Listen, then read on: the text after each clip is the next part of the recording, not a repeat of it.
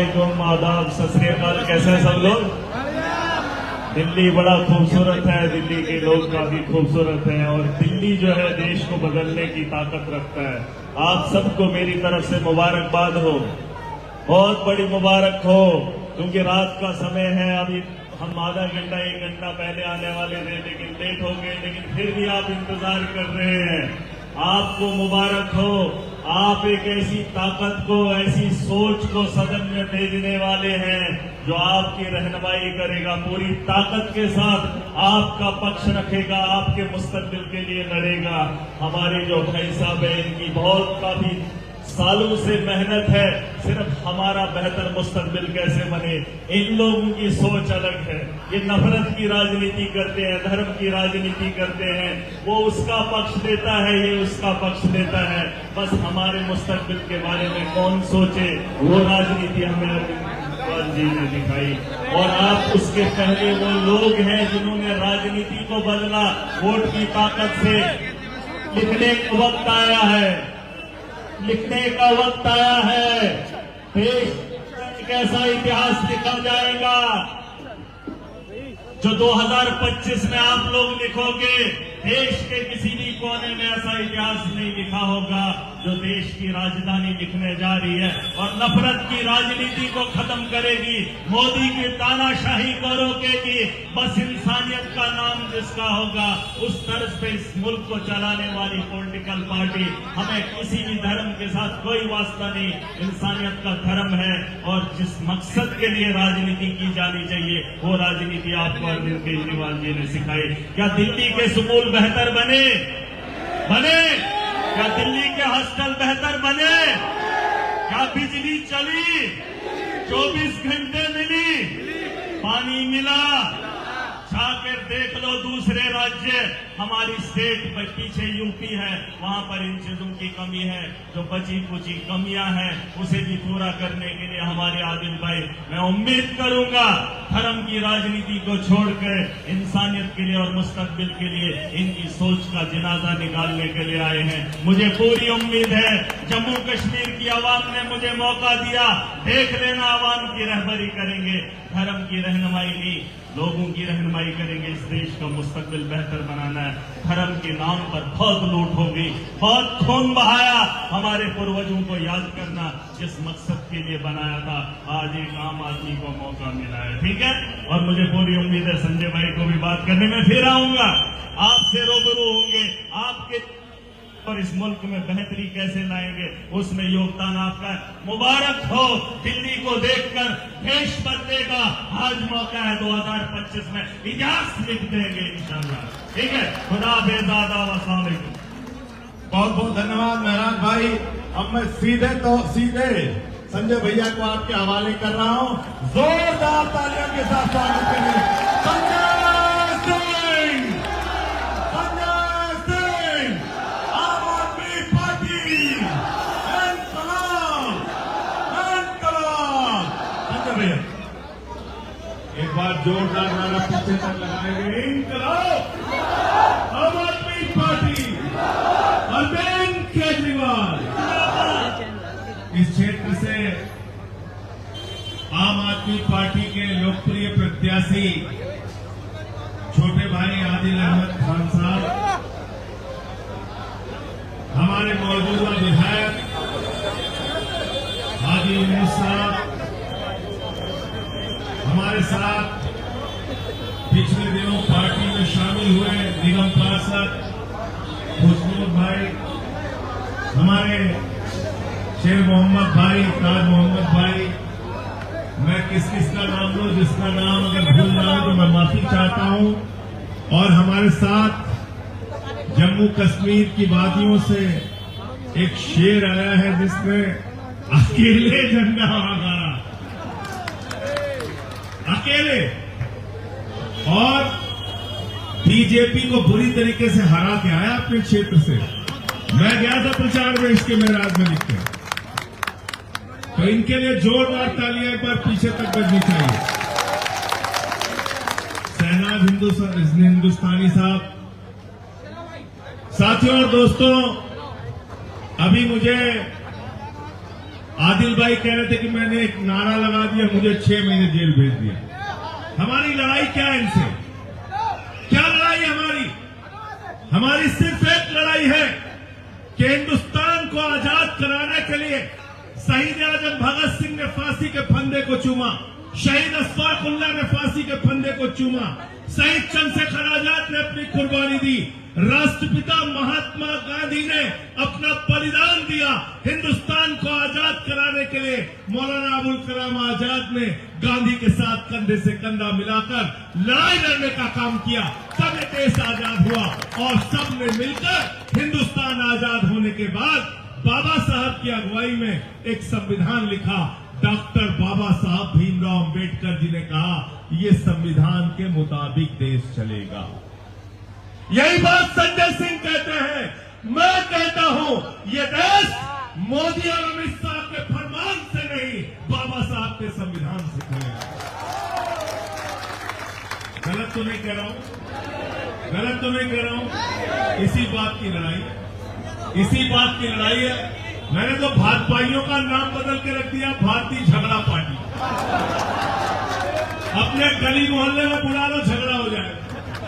गली मोहल्ले में बुला लो, झगड़ा हो जाएगा। जहां शांति हो बुला लो, झगड़ा हो जाएगा। और याद रखना, ये किसी के सगे नहीं है।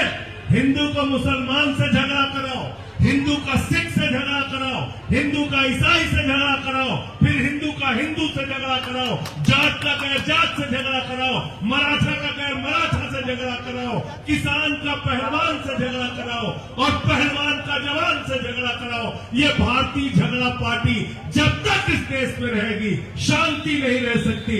इसलिए भारतीय झगड़ा पार्टी को मिलकर हराना है, इनकी राजनीति को खत्म करना है और इसमें सबको मिलकर एक साथ आना होगा, सबको मिलकर एक साथ आना होगा। कोई मुद्दे की बात नहीं करते। पूरा चुनाव देख लीजिए, क्या कह रहे हमें शीश महल पे बात करना। मैंने कहा चल भाई शीश महल पे बात करते हैं। मैं चला गया राजमहल, कहते नहीं हम नहीं दिखाएंगे इसको। कहने लगा नहीं दिखाएंगे हमने कहा क्यों? हम देखना चाहते हैं 700 जोड़ी जूते, हम देखना चाहते हैं 300 करोड़ रुपए की कालीन, हम देखना चाहते हैं 200 करोड़ का झूमर, हम भी देखना चाहते हैं 12-12 करोड़ की 6 गाड़ियां तुम्हारी, हम भी देखना चाहते हैं 8,400 करोड़ का तुम्हारा जहाज, हम भी देखना चाहते हैं लाखों का चश्मा, हम भी देखना चाहते हैं 10 लाख का सूट पहन के तुम घूमते। कहते हम फकीर हैं। कहते 35 साल तक हमने भीख मांगा, कहते 35 साल तक हमने भीख मांगा। अरे मोदी जी 35 साल तक आपने भीख मांगा है। मैं तो एक ही बात मोदी जी के बारे में कहता हूं, हमारे प्रधानमंत्री में कोई खूबी हो ना हो, गंजे को भी कंघी बेच सकते, गंजे को भी कंघी बेच सकते। क्या बोला था 2014 में? बोले नौजवानों वोट दे दो, 2 करोड़ नौकरी हर साल देंगे। 22 करोड़ नौकरी मिल गई नौजवानों को। क्या मिल गई? क्या मिल गई? क्या कहने लगा अग्निवीर बन जा बेटा, 17 साल में जवान बनो, 21 साल में रिटायर हो जाओ। बाप नौकरी कर रहा होगा, बेटा रिटायर होके आ गया। ताज मोहम्मद से पूछे भैया ये तुम्हारे साहिब बेटवा क्या करे, तो कहीं रिटायर होकर आ गया। बाप नौकरी करना, बेटा रिटायर हो गया। मोदी जी ने कहा 21 साल में रिटायर हो जाओ। मैंने मोदी जी से कहा वाह रे मोदी जी, आपको 75 साल की उम्र में तीसरी बार प्रधानमंत्री बनना है। आपका भतीजा जैसा जिसको पल्ला पकड़ना नहीं आता वो बीसीसीआई का चेयरमैन बनेगा और हमारे घर का जवान 50 डिग्री टेम्परेचर में जैसलमेर में और -50 डिग्री टेम्परेचर में सियाचिन में भारत की रक्षा करेगा।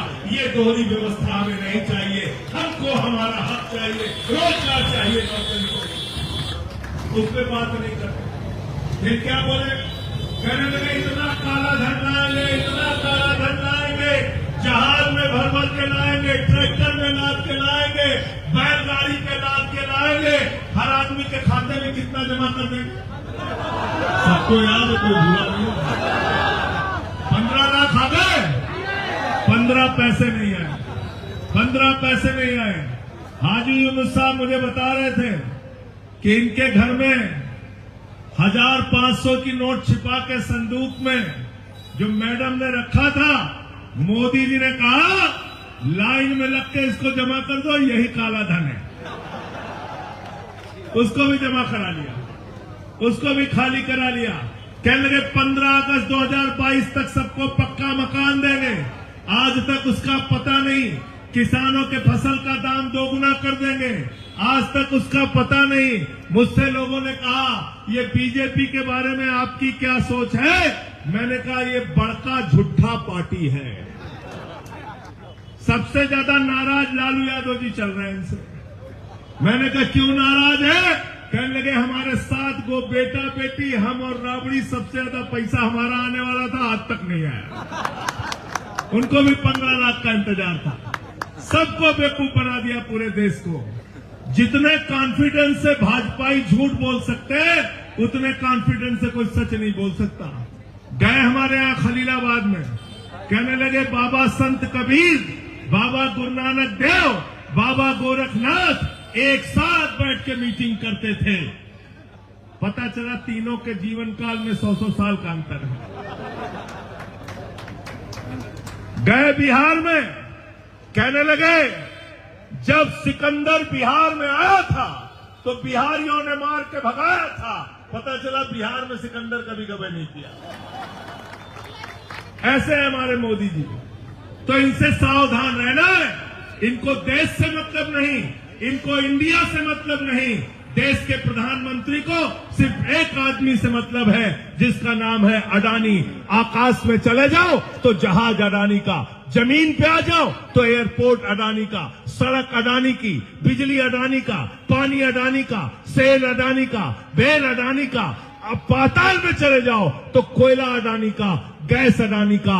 आकाश से लेके पाताल तक हिंदुस्तान को नीलाम करने का काम नरेंद्र मोदी ने अडानी के हाथों में किया है। इसीलिए मैंने संसद में नारा लगाया था, मोदी अडानी भाई भाई, देश बेच के नाराज हो गए। मुझे 6 महीने जेल भेज दिया। मैं निकल के आया, पछताने लगे, बोले जेल में ही था, ठीक था। 4 गुना ज्यादा और बोलने लगा। मैं मोदी जी से कहना चाहता हूं और बीजेपी वालों से कहना चाहता हूं, जब तक जिंदा हो तुम्हारी नफरत की राजनीति के खिलाफ लड़ता रहूंगा। एक बात कान खोल के सुन लो, जब तक जिंदा हो तुम्हारी नफरत की राजनीति के खिलाफ लड़ता रहूंगा। और आप सबसे हाथ जोड़कर विनती और प्रार्थना करने के लिए आया हूं, आप सबसे गुजारिश करने के लिए आया हूं कि हमारे छोटे भाई आदिल अहमद खान को यहां से जिता के भेजिएगा। बीजेपी को कहीं से भी मजबूत नहीं होने देना है। ये जिम्मेदारी आपको निभानी है, ये हक आपको निभाना है। मैं आपसे निवेदन करने के लिए, विनती करने के लिए आया हूं। केजरीवाल जी को पकड़ के इन्होंने जेल में डाल दिया, मनीष सिसोदिया को पकड़ के जेल में डाल दिया, सत्येंद्र जैन को पकड़ के जेल में डाल दिया, मुझे 6 महीने जेल में डाल दिया।